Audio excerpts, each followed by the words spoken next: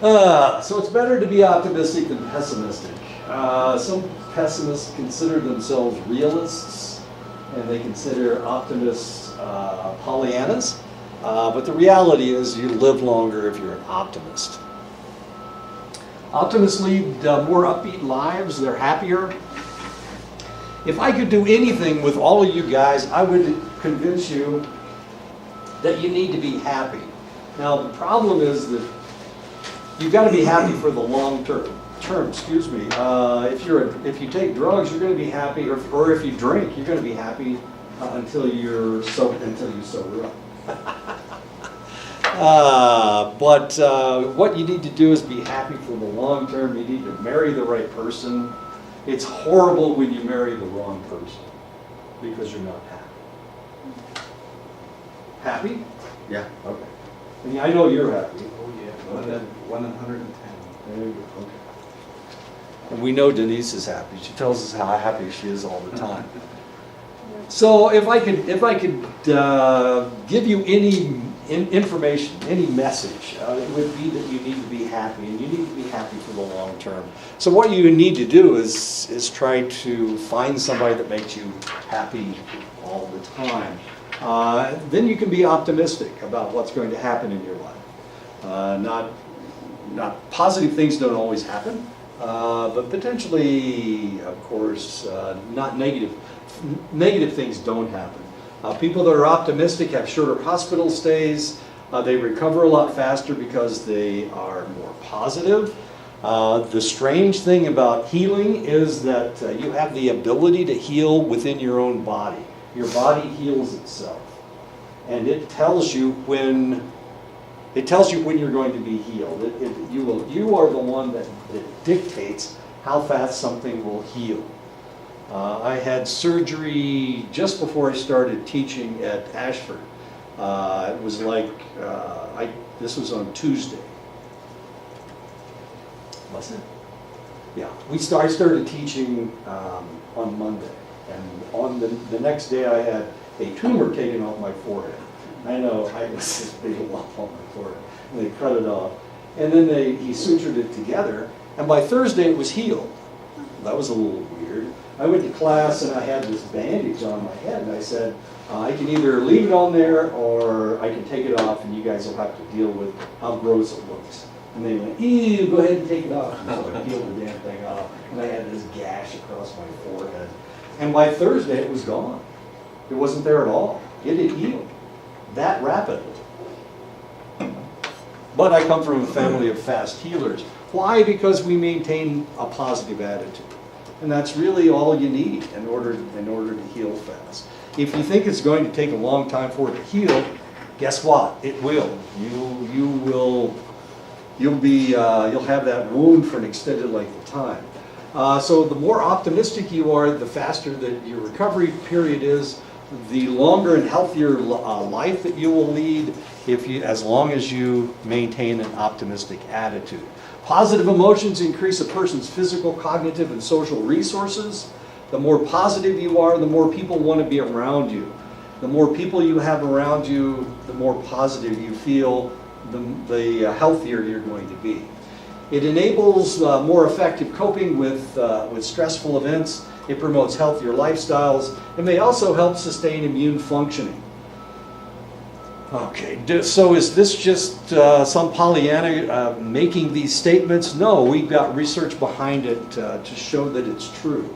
2 months after beginning law school, optimistic law students showed a 13% increase in the blood level of CD4 cells in the bloodstream, compared with a 3% drop in the number of cells in the bloodstream of pessimists.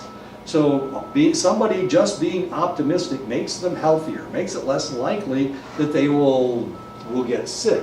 Similarly, natural killer cells, cell toxicity, a measure of cell activity level, rose by 42% in the optimists, but only by 9% in pessimists. So they had all of these immune cells. You've got your leukocytes. Your leukocytes are your immune system. They are more prevalent in people that are optimistic than people that are pessimistic. So you're more likely to be healthy.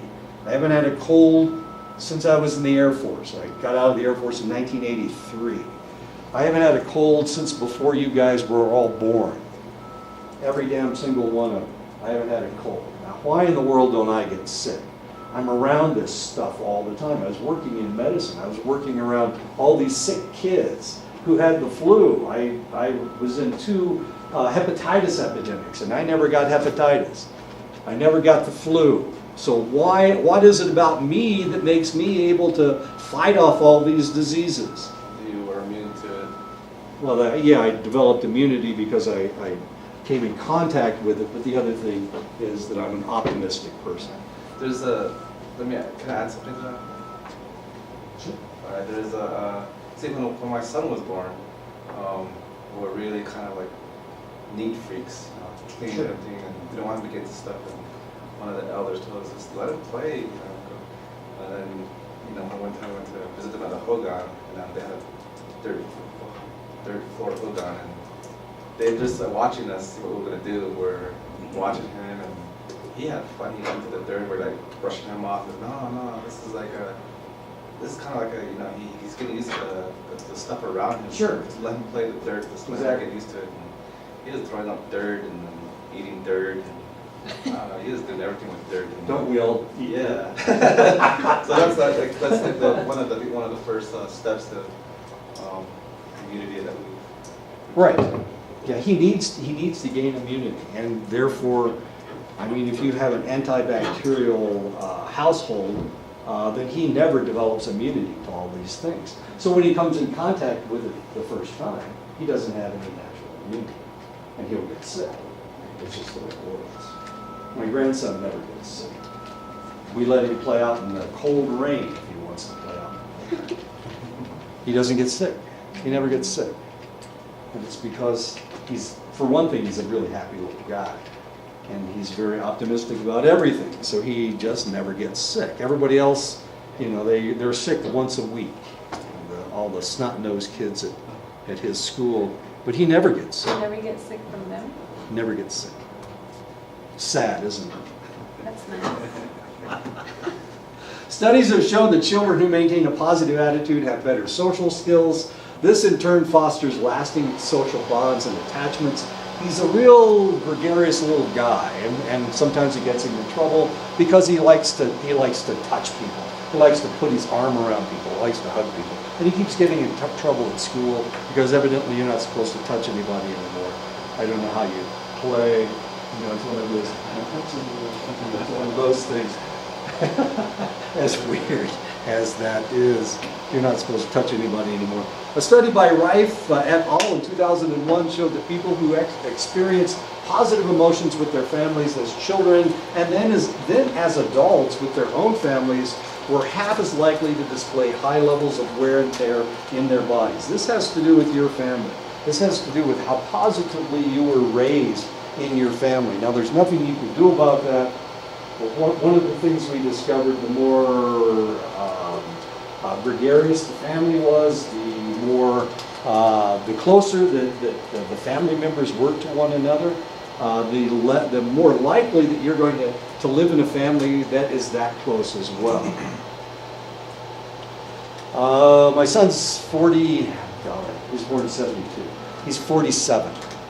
My son's 47. He's getting his master's degree in Florida on the 4th of May, and I'm going to go down. And when he moves out of Florida, he hates Florida. When he moves out of Florida and goes wherever he's going, I will go down and I will help him move. Hopefully he does it in the summertime. I will help him move, and probably my daughter will help him move, and probably my grandson will help him move, and I know my wife will help him. But that's how close we are. We are, even despite the fact that we're military, and despite the fact that we live so far apart, we still are that kind of a family that will help you, will help people move. When my sister was sick, they used to fly me, my parents used to fly me out from California. We were stationed in California at the time. They'd fly me to Muncie, Indiana, so I could help my sister do stuff. Now, there were 6 kids in our family. She was one of them, and I was another one. That leaves 4 people who live closer than I do, But they would fly me in because nobody else would help. That's what kind of brothers and sisters I had. They wouldn't mow her lawn, they wouldn't clean her windows, they wouldn't. I don't know what's wrong with people sometimes. My brothers and sisters, what's wrong with those people? Anyway, but I flew all the way across the country. Let's see, how did this work? Where were we stationed? We were in Montana, and my son was moving from Los Angeles to Cape Cod. Cape Cod is the extreme east of the country, and he was living in Los Angeles, which is the extreme west. And we drove all the way across country so that we could, we could move him to Cape Cod in Massachusetts. It was like a 5-day trip. Oh, jeez, it was great. I had a great time. I got to ride with my wife. She's a lot of fun. She's a hoot. Anyway, okay. So the closer you are to your family, and the closer you maintain contact with your family, the healthier you're going to be, as odd as that may seem.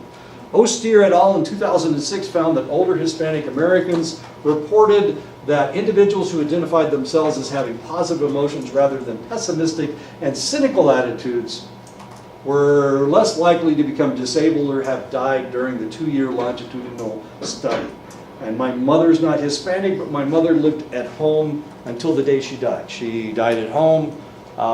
She didn't become infirm. She lived to be 98 years old. She didn't become infirm until about the last 3 weeks or 3 months of her life. And we were able to keep her at home, and she was able to die in her own bed, which is kind of nice if you think about it, dying in your own bed, and then dying in somebody else's bed. An optimist faces stress by trying to alter stressful situations, actively engaging in direct problem-focused action, by perceiving more control over a stressor, leading to more effective coping responses, seeking treatment when sick, of course, because they want to take care of all their problems as soon as they possibly can, to make it less likely that they will die. A pessimist faces stress by passively disengaging, by ruminating, by obsessing and allowing oneself to become overwhelmed by persistent thoughts about the stressor, which is linked to self-criticism, past depression, excessive dependency on others.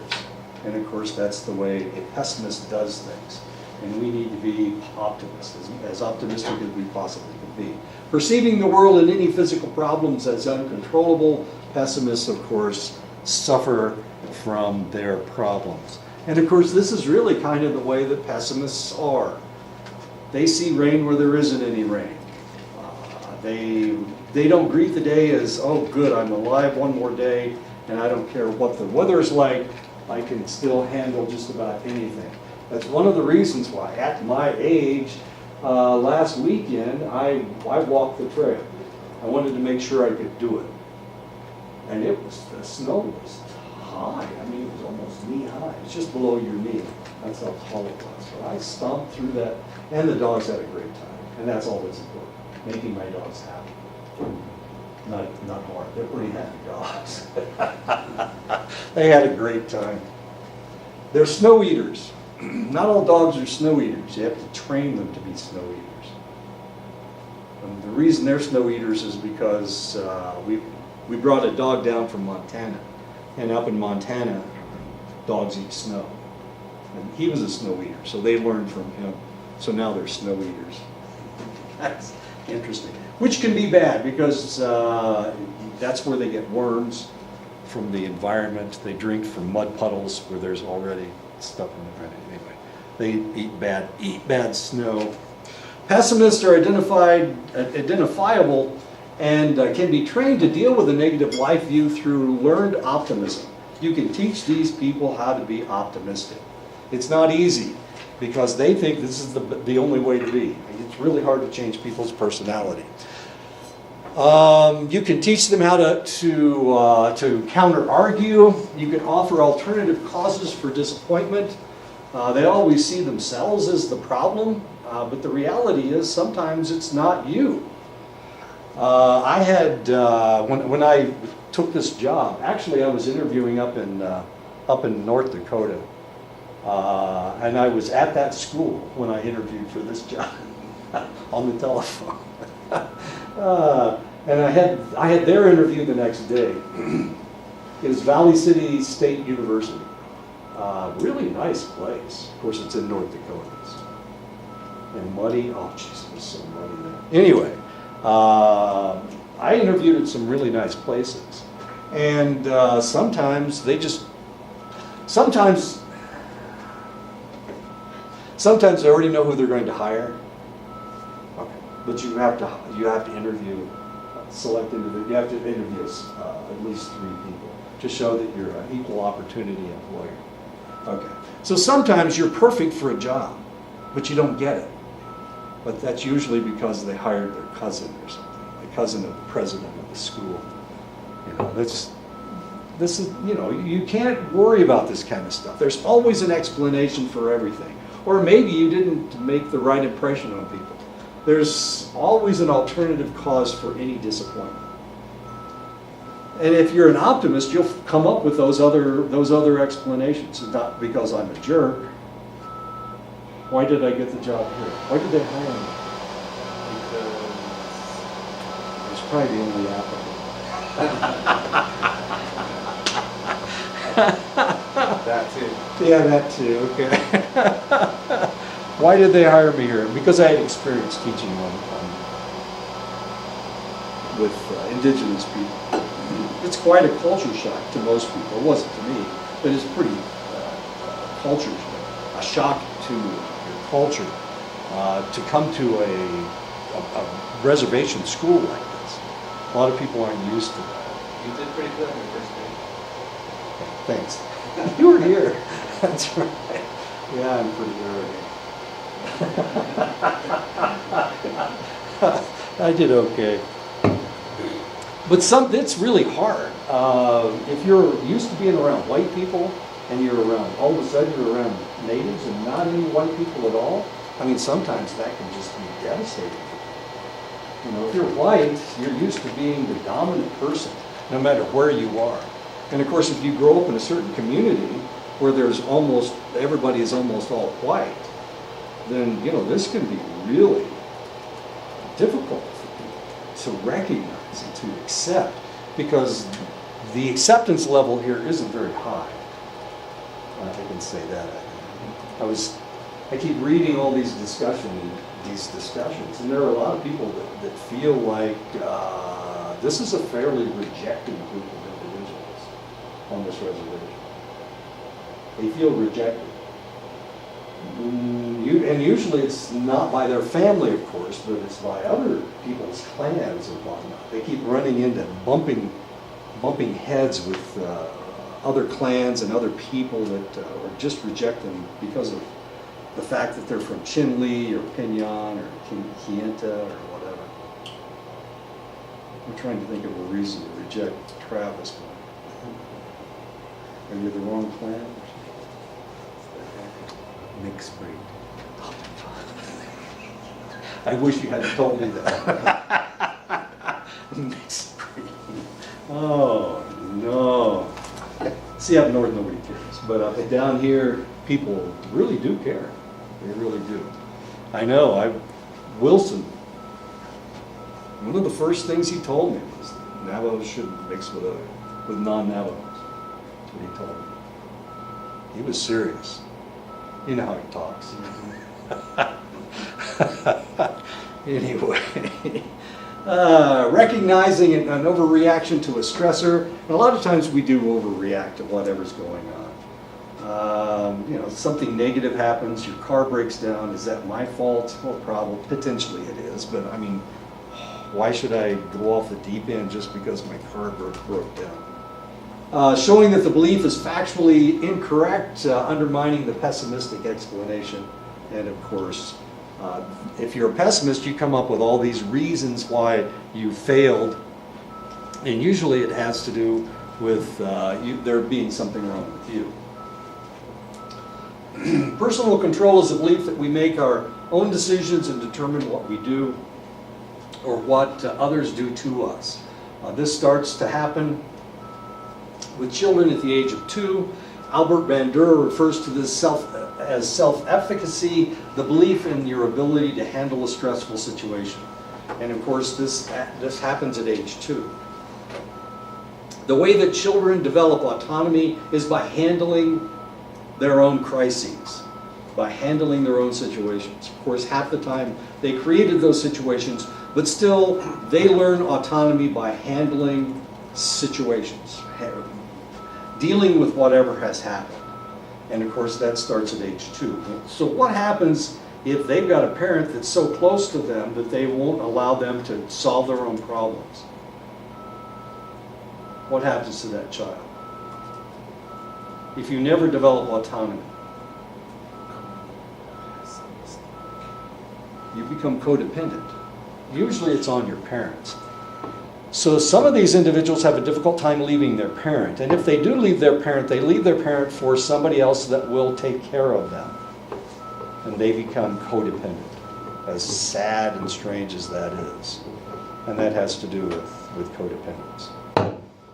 Now, I keep telling you guys that my family raised me to get out of the house. So by the time I was 4 or 5 years old, my parents were trying to teach me autonomy. And when it came time to leave, I left, and I haven't been back since. Not that I didn't go back and visit, but I didn't live with my parents. I left. I was gone. And that's the way I was raised. But sometimes parents raise their children to stay at home. And I'm not exactly sure if they do that so that they'll have somebody to take care of them when they get old. I don't know. It happens a lot. It happens a lot up north. I don't know if it happens so much down here where they raise you to stay at home and take care of them. I've seen some families where one would live a couple feet over, but they share the same farm and pastures. Build them a house right beside yours. Where do you eat supper? Well, everybody gets together and eats at the big table. I don't know. I don't know if that's good or bad.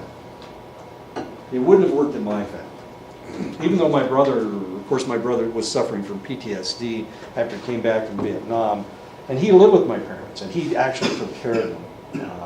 But he wouldn't mow the lawn, which is kind of fun. And now my parents are both gone, and he owns that property. He still doesn't mow the lawn. He just lets it grow. And this is Indiana. This ain't here with your dirt yards.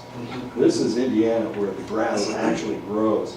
Grass actually is green and it grows. My God, it's this tall. It looks like a prairie. What a weirdo. And of course, everybody in the neighborhood complains. Albert Bandura refers to this as self-efficacy, the belief in your ability to handle a stressful situation. You develop self-efficacy, and that's, of course, what we're trying to do. Personal control is associated with adaptive, problem-focused coping and healthier lifestyle behavior because you think that you can handle anything, which is the way that you're supposed to think. When confronted with repeated uncontrollable stress, people may learn that they have little control over what happens to them. This is what happens to you in the military. You're never in control of yourself. But I was in a job where I was in control of myself because I was working in the hospital and I was doing it by myself. I was working in the laboratory. And in the laboratory, one person does one job. I mean, you wouldn't have two people on the same machine. It doesn't make any sense. So I had autonomy. When I was working in the factory, I was working on a machine. I had autonomy. I had that autonomy. Sometimes you're in a situation where you have no control. With your parents, you can't control your parents. Your parents always are older, so they probably control you. If they accept a passive behavior because of the stress that they may not escape when the opportunity arises, and this, of course, is known as learned helplessness. You have been taught that you cannot escape. And of course, we see this with abused women. A lot of times they have the opportunity to leave. Sometimes they do leave. And then they go right back to where they were before. Remember the codependence I was talking about before. They are codependent on that individual. And it takes an average of 6 to 7 times for an individual leaving an individual before they finally will leave an abusive spouse. He's going to do whatever he can get away with. And he's going to do it over and over and over again because he thinks this is the way he's supposed to be. It's him being a man. This is how men act. Men have to hit their wives. It's right there in the Bible. I think it's in the Bible. I haven't read it for a while. I'm not exactly sure what's in it.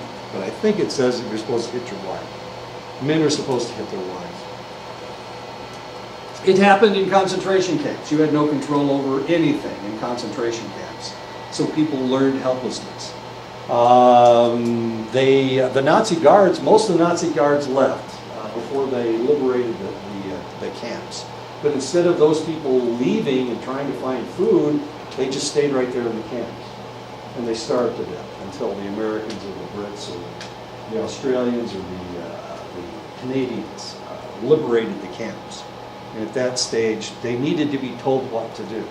They had lost their autonomy, and they would have sat there and starved to death if they had been allowed to do that.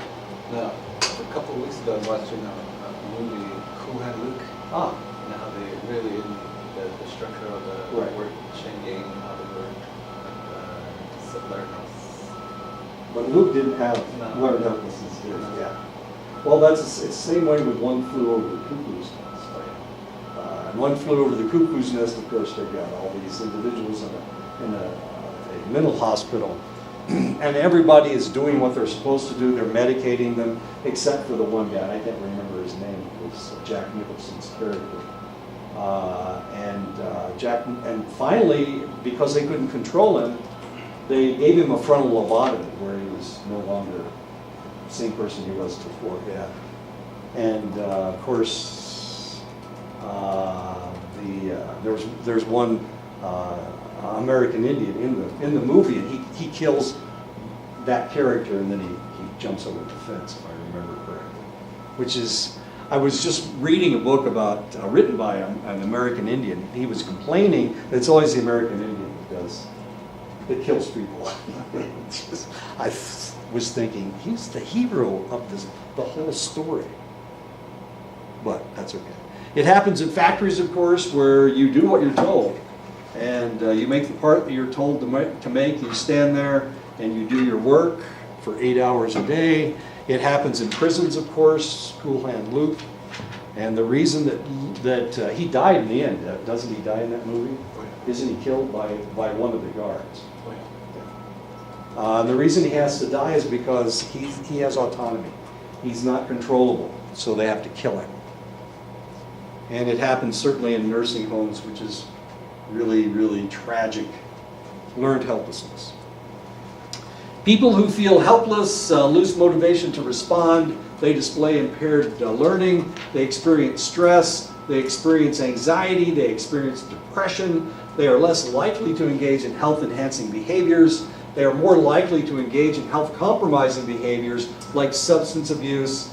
It can, of course, be life-threatening. So why don't they go out and just take a jog? They're too depressed. They can't get out of the house. They're almost catatonic. They don't have any autonomy. They can't do anything that's positive. The other thing that happens to these individuals is that they may become suicidal. And the reason they're suicidal is because they can't, that's the only control that they have, is killing themselves, is their own lives. A form of suicide is anorexia nervosa. The reason these individuals are starving themselves to death is because that's the only control that they really have. Everything else in their life has been programmed by somebody else.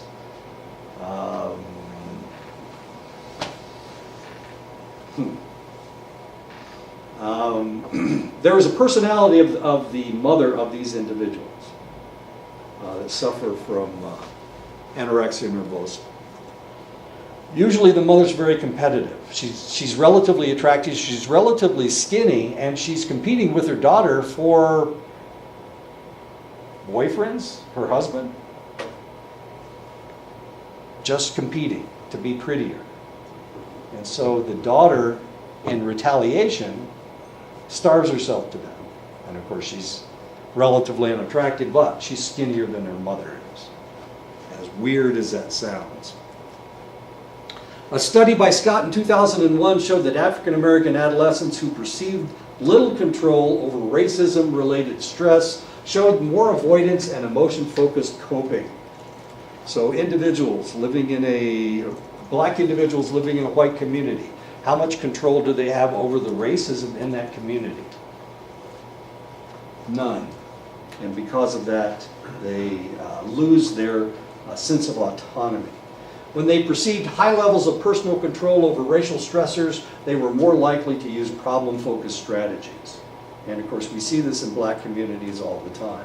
How much control do you have over your situation? And of course, some people can break away. And how do you break out of that cycle of poverty? How do you do it? What are the avenues that allow you to escape if you're black? How can you get out of that cycle of poverty and drug abuse? Are there any avenues of escape? How do you do it?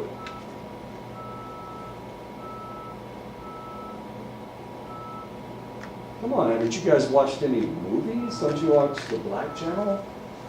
And they talk about African Americans. How do they do it? How to get out of poverty. How do you break out of poverty? How do you break out of that cycle? More likely education. Education's a great way to do it. Now you have become one of the elite 10%. Sports.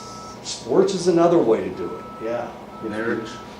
Marriage, you can marry out of the situation if you can find somebody who's not in your situation. You haven't impregnated somebody up to this point. Go political.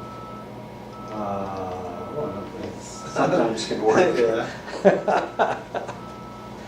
So there are avenues, and strangely enough, we have seen this in other minority groups, not just African Americans, but other minority groups. Once upon a time, in the Jewish community, Jewish people, there were no Jewish Supreme Court justices. You were limited as to what you could do. So they had to find an avenue to break out of that cycle, the ghetto, the Jewish ghetto. And the way they did it was through entertainment and through sports. So if we look at the early 20th century, when Jewish people were trying to break out of the ghetto, we see a lot of famous Jewish athletes, boxers, baseball players, not basketball players, it wasn't a popular sport yet, and entertainers, songwriters. And these were ways to break out of that cycle of poverty. Have we seen the same thing on Indian reservations?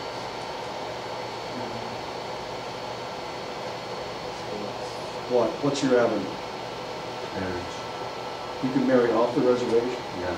Can you pretend that you're not Indian? Yeah.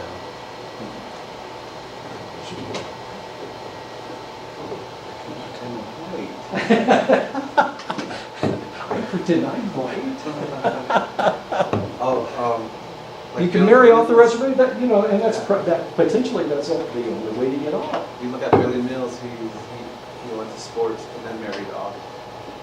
How to say within the race. Yes. He's married a white lady? Yeah. I didn't know that. I know where he is. He's on the reservation in South Dakota. He's the one that runs Running Strong. Running Brave. No, it's Running Strong. Running Brave. It's Running Brave? Yeah. It's Running Strong. Wait a minute, I've got his umbrellas. I'll go check. Is there any other way to break off the reservation? This cycle of poverty. Education. Education's the other way to do it. How about sports? Just Billy Mills. Can you think of any other? There's several basketball players, hockey, golf players. Really? Note to be gay. Note to be gay. Won how many tournaments? Team whippers. He golfed with Tiger Woods at Stanford. Yeah. Wow. How many tournaments did he win? I know this guy. I don't know. What happened? Where is he now? Back on the res. Yeah, it's back on the res. So he didn't make it. He didn't make it. Why didn't he make it? He's now.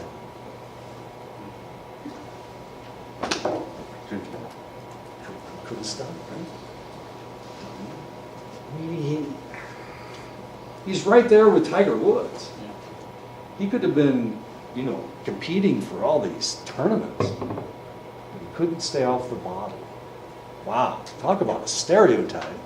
Doesn't that irritate you that people live up to their stereotypes?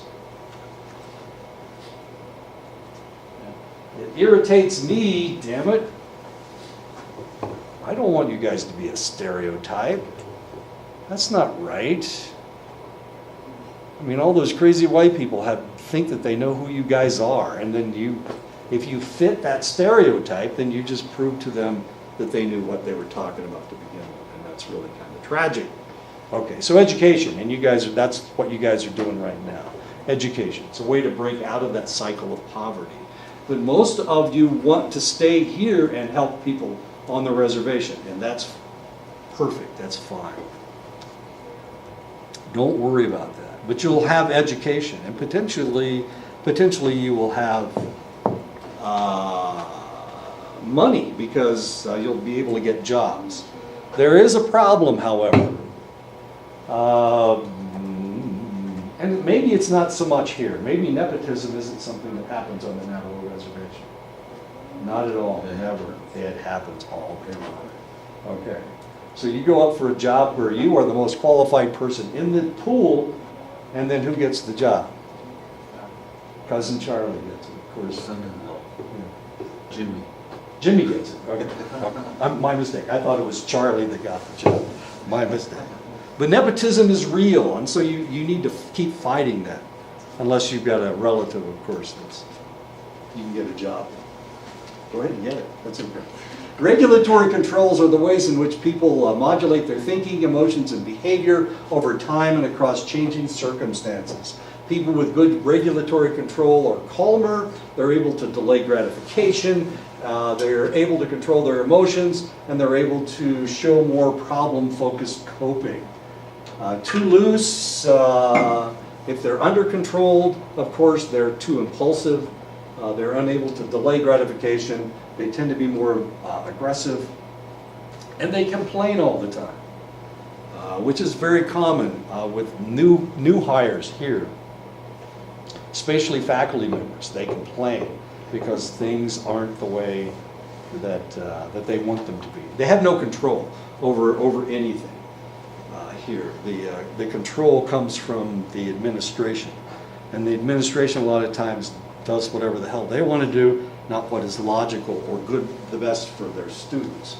Researchers have determined that when an individual appraises a situation as threatening, their blood pressure rises because their entire vascular system will react, and this is known as total peripheral resistance.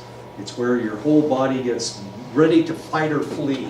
When a situation is appraised as challenging, the heart rate and cardiac output increases, but not the vessel resistance. This is known as myocardial reactivity.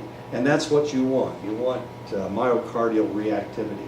You want your blood pressure to go up, you want your cardiac output to increase, but you don't want any negative reactions. You really don't want your blood vessels resistance to increase. The 10th cranial nerve, or the vagus nerve, is the longest nerve in the body and responds to physical and emotional demands by controlling the body's reaction. This is where your emotions come from. Vagal tone is heart rate variability and gauges the differences between increases and decreases in heart rate and breathing patterns. In 1997, Fabies and Eisenberg measured vagal tones in students. Students with high vagal tones were more likely to experience negative emotions. So you want to control your emotions. If you can control your emotions, you can control your reaction to it. I was in my office the other day and Sue came in just ranting about something. Anyway, and she got upset because I didn't react the same way she did. Well, I'm guessing her vagal tones were fairly high at that point. And of course mine were relatively low. low. But my blood pressure was much, much lower. I looked at my heart rate this morning. It was 49. God, I'm almost dead. I'm at 91 right now. I'm okay. Researchers have speculated that when an individual is given a choice, it enhances their feelings of control. And that's what we need, to feel like we have a choice, that we have control over the situation. Which car do you want? If they tell you you have to buy this gray car, then you're going to buy that gray car, and you may not feel good about it. That's what happened to my wife. She went to the Honda dealership, she traded in her orange Element, and they said, well, she said, they sold her a car, and she said she wanted a red car, and they said, well, all we have is blue. And she took it. And she hated that car, and she hated that car, and she hated that car until she finally got rid of the damn thing and got herself a red car. It cost her, I don't know, $3,000, $4,000 to change cars, but at least she had the car that she wanted. At least she took control over the situation and got her red car. She hated that blue car. She hated it every time she got into it. She was mad at herself for accepting the car that they made her take. She was mad because they sold her something instead of she picked out what it was. And she was reacting very negatively about it. She caught a cold, her hips started hurting, just because somebody forced her to take something that she didn't want. So you need to be in control all the time. Don't let anybody tell you that you have to take this. If they say, well, we can't get that in until 2 weeks, tell them I'll go someplace else and get another car. I'll get the car that I want. And at that point they'll say, wait a minute, I think I can get it over here in 2 days. Wait a minute, there may be one across town. And all we have to do is buy that car. In other words, what you need to do is be in control. Even trivial or illusory choices can give a person the feeling of control. And of course, what you need to do is feel like you're in control. And this is old research. This is stuff from 1972, 1976. This is long before you guys were born. My son was born in 1972, and he's 47 years old. So almost 50 years ago, that's when that research was done. While no choice can injure motivation and health, too much choice can have an equally detrimental effect. However, this is only true in individualistic cultures. We live in the United States, and we live in an individualistic culture. So we want our choices. However, there are places where people don't want choices, and those are mostly in collectivist countries. And of course, this is very common in Japan and in China. It's also very common in South and Central America. They don't want to make choices. They want somebody else to make those choices for them. If they have to make a choice, it stresses them out. So they would rather just take what they're given. In the United States, if you look around, well, we can look outside, see what color all the cars are. There's a white one, there's a gray one. Oh, geez, look at all the silver cars and black cars down there. 2 red ones in the whole parking lot. There's a red one over here too. A lot of cars the same color. In Japan, 70% of all the cars are white. If you go to Japan, you go to a car dealership, all their cars are white. I was in Oklahoma. I stopped at the motel on my way back here, and there was a car dealership right next to the motel. And I was looking at all their cars, and they were all white and gray. And I wanted to go up and I wanted to say, I want a car, but I hate gray and I hate white.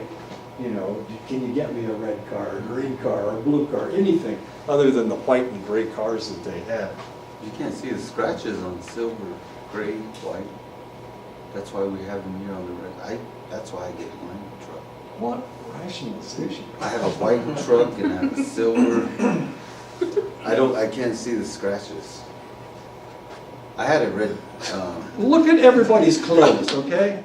Look at everybody's clothes. Gray and black, blue and blue, blue and black, green and blue, You've got khaki pants on, that's the lightest color clothes, and blue, that's good, that's good. We got black and blue, we have black and blue. You guys are the dullest dressing people I have You're ever. opening me up. Yes, and it's my Yeah. fault, it's my fault. I Why don't mean, you talk about it? So you're saying the way you dress is not dull? I'm kind of dull today, wait Yeah. until tomorrow. Wait until tomorrow. You're gonna be in class with me tomorrow, okay. Wait until tomorrow. Wait till Thursday. I've got, you wait until my Hawaiian shirt. On they think. weekends, do you dress like that? How do you ever- Hell no. You know what I had on last night? I had on a pair of Zubas. You know what Zubas are? They're weightlifting pants. I had a pair of Zubas on. It was the map of Maryland. Look up the flag of Maryland. Flag of Maryland is yellow and black checks with this red chunk in one corner and then a white chunk in another corner. And that's what my pants were. Look at my shoes. Huh? There's some almost pink shoes. Black, gray, black, black, Mud. brown, black. My God. You guys are the most boring people. If you dress this way, you're going to drive a car that looks exactly the same as you dress. I And if dress you for look the up- weather. I think that's what we all do, Yeah. right? We dress for the weather outside. Yeah, right. It's warmer today. Look what my coat looks like. What color is your coat? So, Bright colors really bring out your body shape. Does it? oh yeah, Yeah. that too. Well, that's what I'm That at. would be If that, you wear because- dark, like even spandex, you know, you can't see everything. I was talking about that with some of the girls in my dorm. Most of them wear dark clothing too, and it's because like the They're way trying it to brings hide out like themselves? yeah, their shape. Oh, jeez. People trying to hide Those themselves. I'm shocked. Yeah, Anyway, purple. purple, there you go. But it's underneath your dark green. So in Asia, 90% of all the cars are the same color. They're 70% are white, 20% are black, which means 10% of the cars are either dark green or dark blue because they don't have red. So in order for if you have a Japanese car that's painted red, it was painted for the United States because they don't have red cars. They don't drive red cars. They don't drive pink cars in Japan. They don't drive orange cars in Japan. They drive white and black cars. Repressive coping is the emotion-focused style in which we inhibit emotional responses, especially in social situations, so we can view ourselves as imperturbable. And that's, of course, what we like to think of ourselves. Emotional suppression triggers the fight or flight response. Cortisol levels rise when emotions are suppressed. Repressive coping has been linked to cardiovascular disease, cancer, asthma, and diabetes. Repressing your emotions. So we need to show our emotions. We need to control our emotions. But we also need to show our emotions. We should never repress them. If you get angry, punch the wall. Or do something. Swear, I swear. And it helps. Swearing is not a bad thing. Swearing is a good thing. Not in front of a toddler. It dissipates your emotions. And that's a good thing. It's one of the reasons why military people. My husband did that. He said shit, and then my daughter copied him like, do it outside. Hey, Like, go outside and shit. You know, I said the same thing to my boss. She never swears. She was really goody two. I think she goes to church. But you go into her office, you'll see that you'll hear that F and the S. She's dropping doing that, and F-bombs. she's Good for her. We need to drop F-bombs from time to time. It's good for us. I think she listened to me. Now she swears. Yeah. Emotional disclosure is associated with a variety of positive health benefits. Emotional disclosure, that's what I'm talking about. I mean, if you get pissed, go ahead and say something. Go ahead and say it. It's good for you. All right. I'll let my boss know.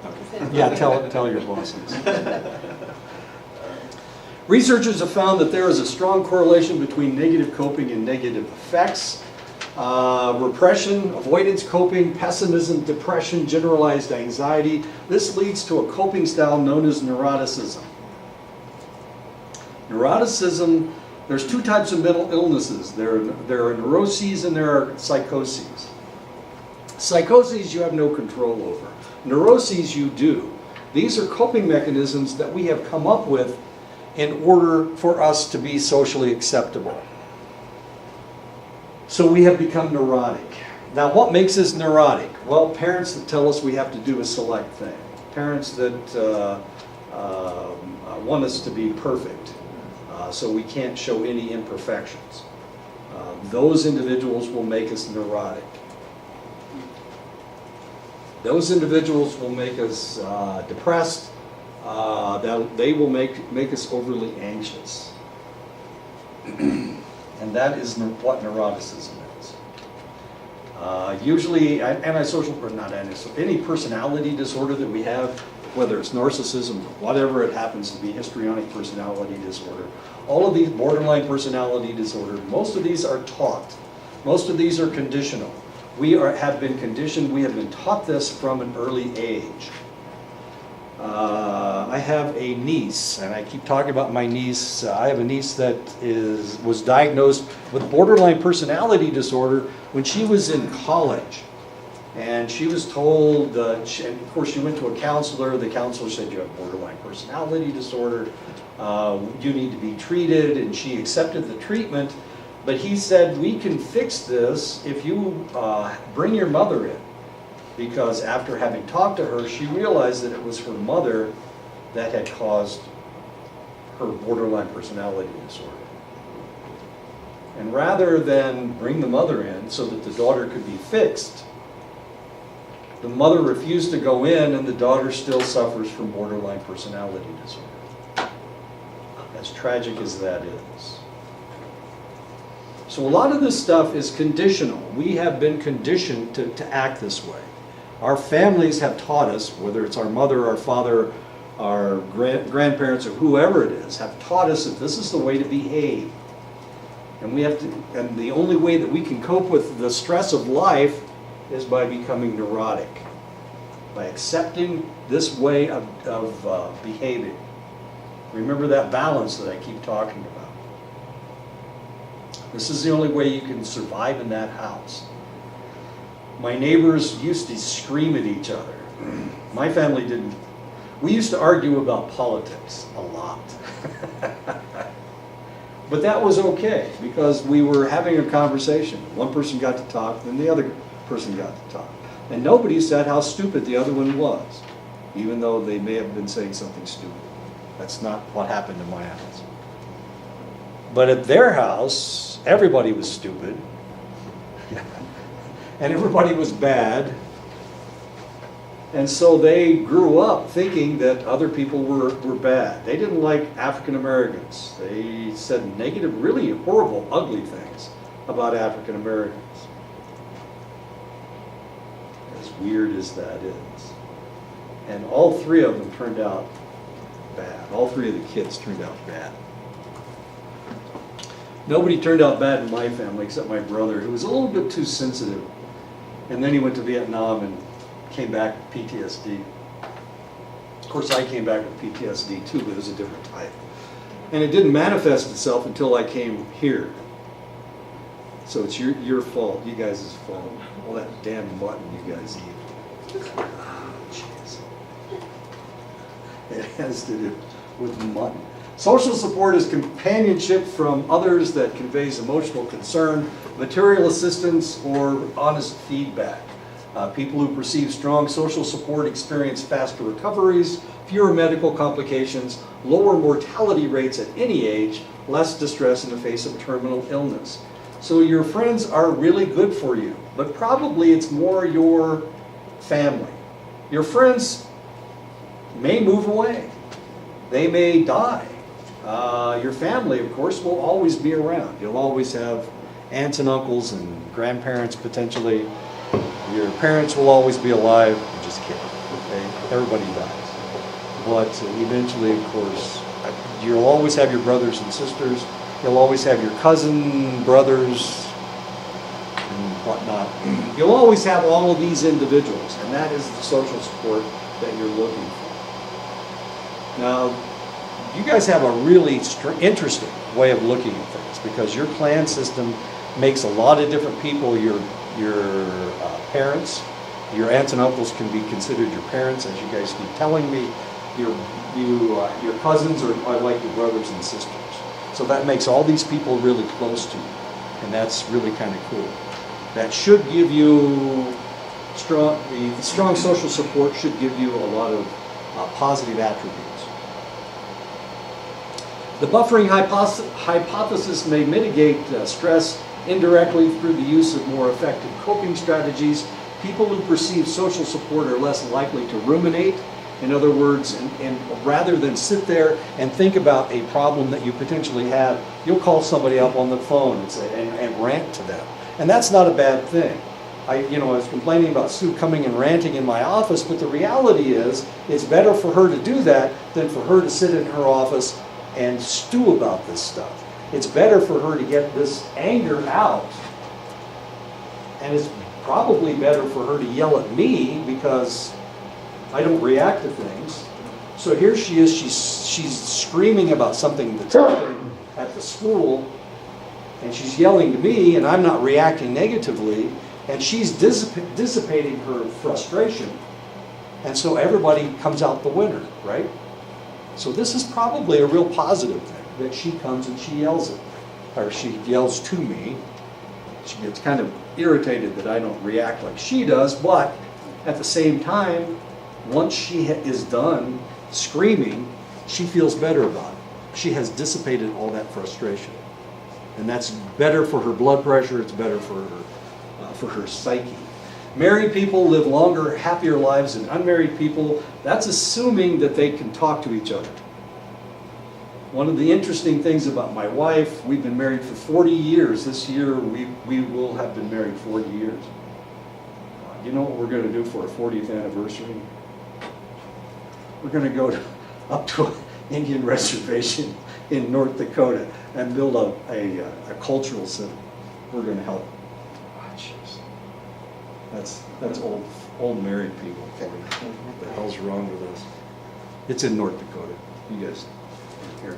Direct effect hypothesis may enhance the body's physical responses to challenging situations, giving the body better immune functioning, encouraging healthier lifestyles, and better relationships with doctors and nurses, because you don't scream at them, and of course you go in and you talk to them before your disease has gotten so far that it can't be cured. Stress and the male prostate specific antigens seem to be linked. Okay, males have been screwed. That didn't sound very good. Males have an object in their body that causes lots and lots of problems, and it's called the prostate gland. The reason males have a prostate gland is so that they can add an alkaloid fluid to their semen. Female reproductive area is very acidic, and in order to neutralize that acidity, males need to have an alkaline semen. So semen is alkaline. The more alkaline it is, the more it can neutralize the acidic female reproductive area. Now, normally a female will not get impregnated by a male, especially if he doesn't have an alkaloid, if he doesn't have alkaline semen. Let me see, how can I explain this? When a female ovulates, that's when she can become pregnant. Her reproductive tract becomes less acidic, and that's one of the reasons why males are able to impregnate females, is because they not only have an alkaline semen, but they also, the female reproductive area becomes less acidic. Now, the female needs to have an acidic reproductive area because this is very delicate tissue, extremely delicate. And if she didn't have a very acidic reproductive area, then bacteria would be able to invade. fungus would be able to invade. Viruses would be able to invade. But because of because she's protected by this very acidic reproductive area, she very rarely gets sick. It does happen sometimes. She'll get a urinary tract infection or whatever, but it doesn't happen that frequently. Sometimes she'll get PID, pelvic inflammatory disease. However, males have a prostate gland. And this prostate gland is wrapped around their urethra. And if the male gets a sexually transmitted infection, potentially this prostate gland will swell up.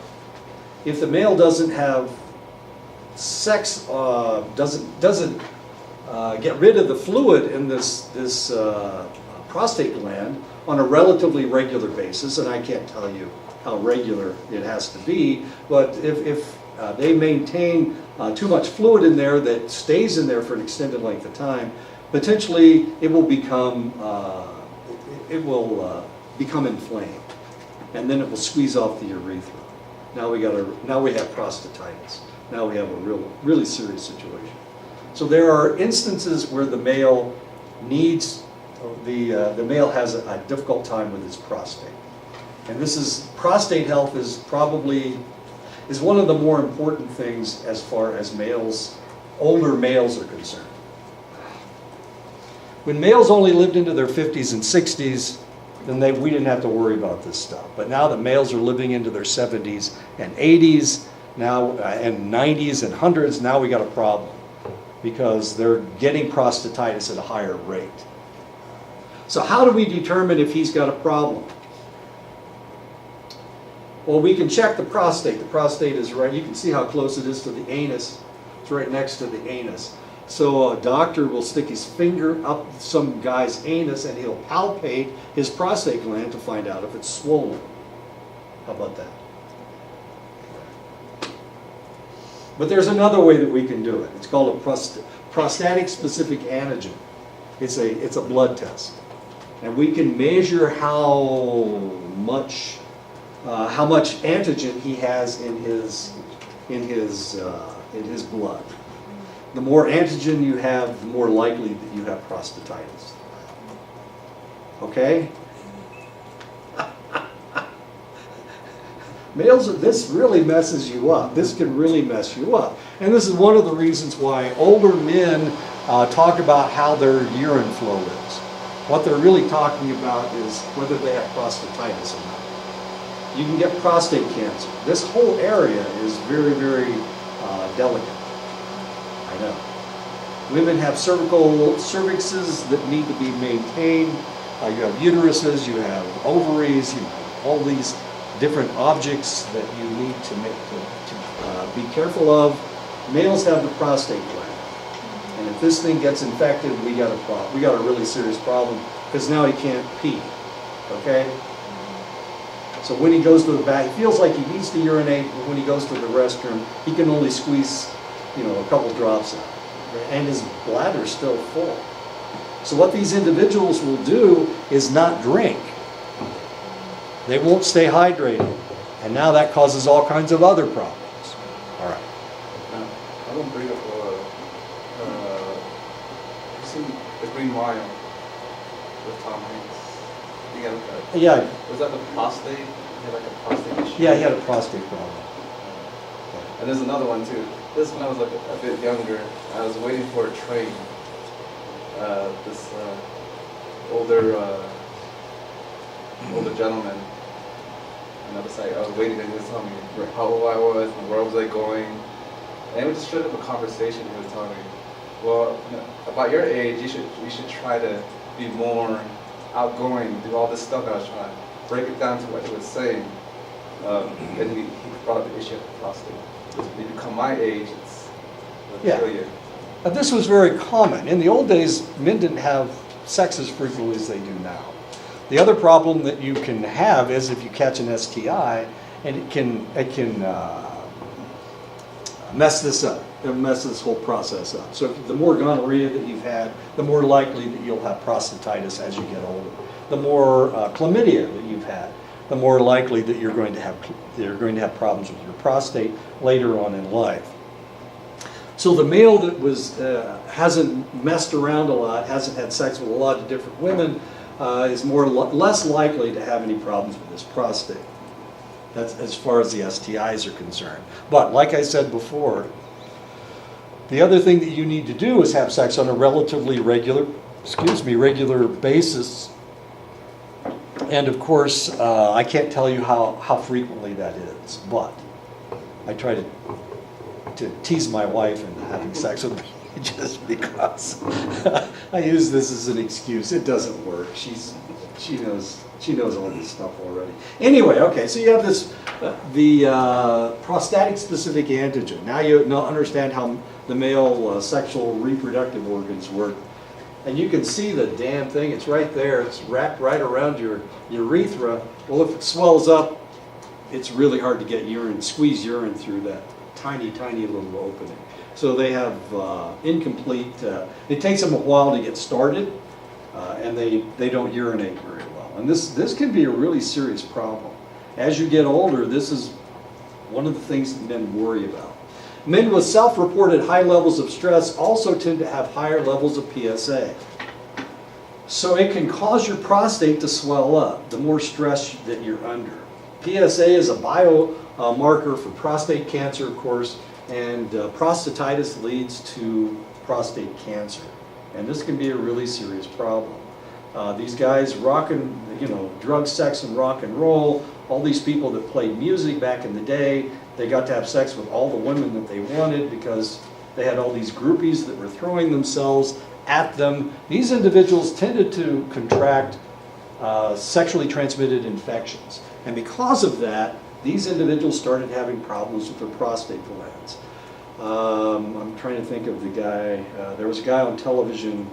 He was on Eddie's Father, on the television show Eddie's Father. Died at 50. One of the Loving Spoonful died at 50 of prostate cancer. This is a really tough one to treat. So what do you do? How do you treat this stuff? Well, there's a bunch of different ways that you can treat it. All of them are fairly debilitating. So those guys, despite the fact that they got to have sex with all those young women, died relatively young because of this problem. So prostate cancer is a really serious situation. The problem is that you can't just go in and cut. You can't cut it out. You just can't take your prostate gland out. It doesn't work that way. If you have the surgery, potentially what you'll do is you will cut the nerve that controls the urinary sphincter. So you can't control your urine flow, which is a problem. Anyway. Poor men. You have to feel sorry for men. Doesn't everybody feel sorry for men? No. Okay, that's the way it works. And this is something nobody tells you about. Probably. They didn't, in health class, they didn't say, hey, you got to look out for who you're having sex with. Yeah, maybe you get to have sex with the most gorgeous lady in the world that has sex with 15 times a day with 15 different guys. But you got to be careful because you may contract. The conversation I had was a guy that was probably like in his 60s or 70s. He was an African American. He was just sitting there, and, nothing to do, nothing to talk about. So he hit up a conversation with me, and I was like in my early 20s, probably early 20s. He was probably something like that. He shot up that conversation about that with the prostate. You should do this. And I was just, he learned it on the street. Isn't that sad? That was like he didn't learn it in health class. There was no health education or that the father and son taught at the beginning. Well, we don't want to talk about it because it's non-traditional, and tradition. There's a taboo thing about talking about this stuff. I think we can talk about it realistically. Do you guys understand how the prostate works now? And you understand that you can really screw yourself up if you. Priests used to have this. Prostate cancer. Priests rarely lived into their 70s or 80s, and the reason was because of the prostate gland. They were getting, of course, they're supposed to be celibate, so they're not even supposed to be masturbating. So these individuals would have prostatitis, And then they die in their 60s and 70s because, they had no way of releasing this semen from their prostate gland. So that was a really serious problem. The popes used to always have their prostates taken out. And it was because of prostate cancer, prostatitis, and whatnot. So anyway, something to think about. And not talk about, okay? Because if we talk about it, you're not supposed to talk about it. Okay. Why am I telling you this? Wait a minute, I could get in trouble for telling you something you're not supposed to know. Nobody talks about the prostate gland. What am I doing? The meta-analysis of 148 studies found that social support was worth about 50% lower risk of future mortality. Research shows that the more support you perceive from your social group, the longer your telomeres. The longer the telomere, the more resilient the structure. So you're going to live a long time if you get social support. That's one of the really positive things about living on the reservation. You have all these people that have to be nice to you because they're in your clan. Isn't that the way it works? And there's 4 clans. Or you got 4 clans. Okay. There's 120 clans, but you've got 4 clans. So all those people and all those clans have to be nice to you, right? That's your social support. If your car breaks down, who do you call? You call your uncle. You call somebody. Marius called me. I'm his uncle. He broke down over by, where did he break down? Oh, over by Crystal. It was over by Crystal. And I was in my little Miata. He also called his uncle, and his uncle came and towed it, so we were okay. I couldn't tow him in my Miata, that's for sure. People with better social skills receive more support. Angry and hostile people receive less support than agreeable people do. Angry people report more negative life events. Angry people make others feel more stressed. And of course, that's one of the reasons why they have fewer friends. So the less angry and hostile you are, the better you will be. The less stress that you will be under. Social support may actually backfire when it is not wanted or is inadequate. The type of support offered is not what is needed at the moment. Moral support may be offered while instrumental support is needed. Sometimes you just need to borrow money from somebody. Okay. Every time I left home. I've got a job, I'm doing fine. Every time I left home, my dad tried to give me money.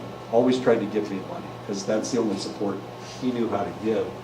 Too much social support increases a person's stress. This is sometimes the case after the loss of a loved one. Wow, that's a tough one. And it's tough in all societies, not just yours. I know death is a taboo as far as you guys are concerned, but even in societies where they deal with this stuff on a relatively regular basis, sometimes the responsibility of going to a funeral and doing this and doing that, if you are Catholic, especially if you're an Irish Catholic, and somebody dies, you have to go to the wake. And how long does a wake last? Well, sometimes it lasts for 1 day, sometimes it's 2 days, sometimes it's 4 days. And that's a lot of stress on you, if you think about it. You have to go and you have to, you're not allowed to be happy at a funeral. Right? You're supposed to be sad at the funeral. Well, that's the way it works. You're supposed to be sad at the funeral. You guys don't go to funerals? At all? Ever? Oh man. I went to 37 funerals in 1 day. 37 funerals in 1 day. We buried 37 people in 1 day. 37. It was a 10-hour day. We buried 37. I went to 37 different funerals. It was horrible, as you can imagine. I worked in a cemetery. So we held the national record for most burials in 1 day. Oh, sorry. We're number 1. I know. Oh, I was so excited. It was a hard day because we had to lower all the caskets that was our job, was lowering caskets into the graves. People are heavy. And caskets, oh jeez, they're so heavy. It took like 8 of us to lower these caskets. Anyway, sometimes it was 6, sometimes it was 8, 3 on each side, 4 on each side. This can be the case when the individual feels a responsibility to entertain rather than to deal with stressors. And of course, that was my job. Anytime I go see my family, I'm the entertainer. I'm the guy that has to make the jokes because everybody else is kind of boring. They wear clothes like you guys do. They're kind of dull, except for Travis. And he's got the light blue shirt on. Thank you. Or turquoise. That's turquoise, isn't it? Yeah. Trying to hide my sheep.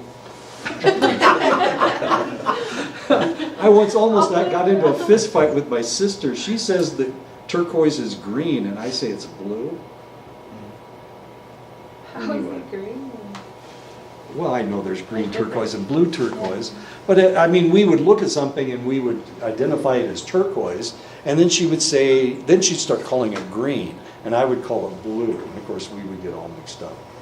And one time we were driving around this one town, and there was a turquoise, the water tower was painted turquoise. So she started talking about the green tower. Well, there was a green tower right over here. There were 2 water towers. One was turquoise, the other was green. And she started talking about the green tower, so I started steering toward the green tower, which was on the other side of town. We got all lost all over the place. And we got in this yet screaming match about whether turquoise is blue or green. Oh, God. Sisters, what are you going to do with them? You should never drive with one. I had both my sisters in the car at the same time. It was terrible. A variety of psychological methods have been designed to reduce the impact of potential stressful experiences.